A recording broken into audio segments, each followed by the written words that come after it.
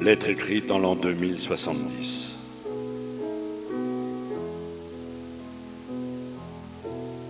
Nous sommes en l'an 2070, je viens d'avoir 50 ans mais j'en parais 85. J'ai de gros problèmes rénaux car je bois très peu d'eau. Je crois que je n'en ai plus pour longtemps. Aujourd'hui, je suis une des personnes les plus âgées de cette société.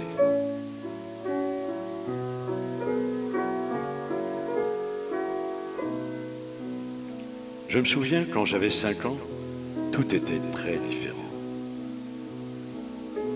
Il y avait beaucoup d'arbres dans les parcs, les maisons avaient de jolis jardins et je pouvais profiter d'un bain et rester sous la douche pendant plus d'1 heure.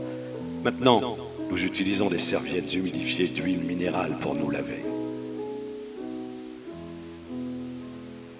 Avant, toutes les femmes montraient leur belle chevelure. À présent, nous devons nous raser la tête pour la garder propre sans utiliser d'eau.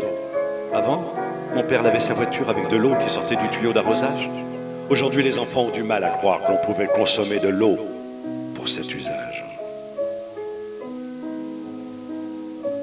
Je me souviens qu'il y avait beaucoup d'avertissements qui disaient « Faites attention à l'eau ». Mais personne n'y prenait garde. Les gens pensaient que l'eau était inépuisable. Aujourd'hui, tous les fleuves, barrages, lagunes, nappes phréatiques sont irrémédiablement pollués ou asséchés.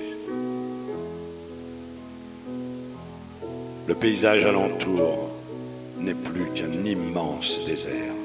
Les infections gastro-intestinales, maladies de la peau et des voies urinaires sont les principales causes de mortalité.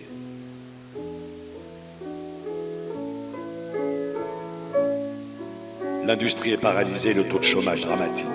Les usines de dessalination d'eau de mer sont la principale source d'emploi. Elles te donnent de l'eau potable en guise de salaire.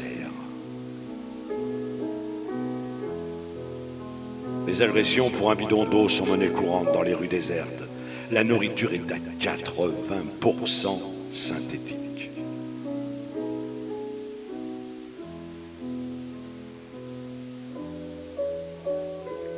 Avant, on recommandait à une personne adulte de boire 8 verres d'eau par jour. Aujourd'hui, je ne peux plus en boire qu'un demi-verre.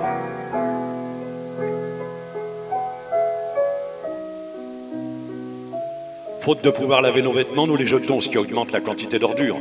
Nous avons dû revenir aux fosses septiques, comme au siècle passé, car les réseaux d'égouts ne fonctionnent plus à cause du manque d'eau.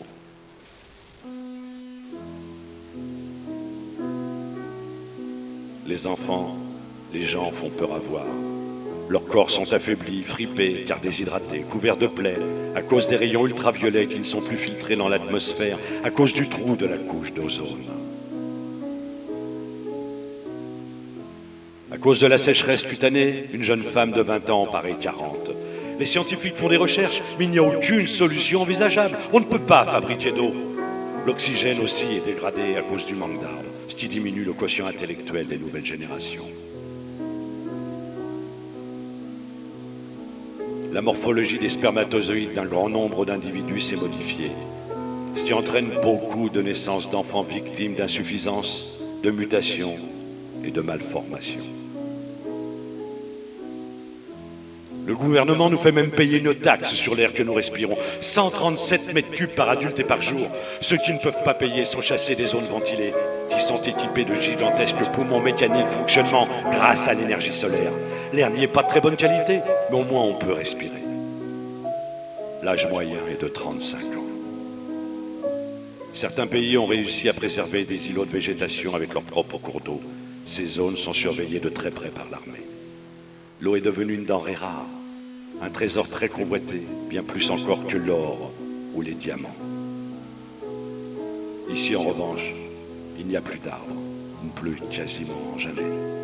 Quand il se met à pleuvoir, c'est une pluie acide qui tombe.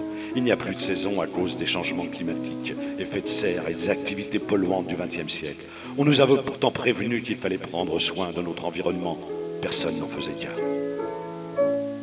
Lorsque mon fils me demande aujourd'hui de lui raconter comment c'était quand j'étais jeune, je lui décris comme les forêts étaient belles. Je lui parle de la pluie, des fleurs, du plaisir que c'était de se baigner, de pouvoir pêcher dans les rivières et les lacs, de boire autant d'eau qu'on voulait, et de la bonne santé des gens. Il me demande « Papa, pourquoi il n'y a plus d'eau ?»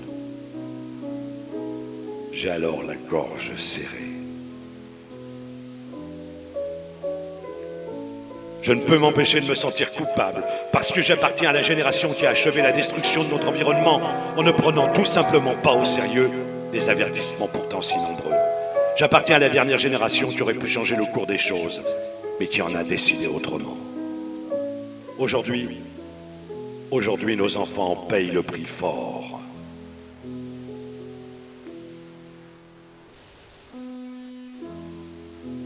Franchement, je pense que la vie sur cette terre ne sera plus possible d'ici peu, car la destruction de l'environnement est arrivée à un point de non-retour.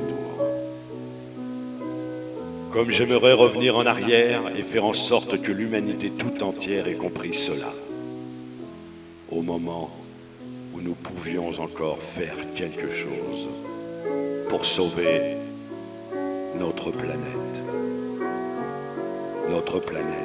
Terre.